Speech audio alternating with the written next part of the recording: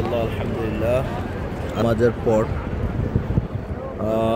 মদিনার বাবু সালাম রোড বলা হয়, এটা সালাম রোড এখানে লেখা আছে। হাজিদের নামাজ পড়ে তাদের হোটেলের দিকে ফিরে যাওয়ার একটি দৃশ্য। আলহামদুলিল্লাহ অনেকক্ষণ ধরে হাজিরা যাচ্ছে, প্রায় আধা ঘন্টার উপর হয়েছে।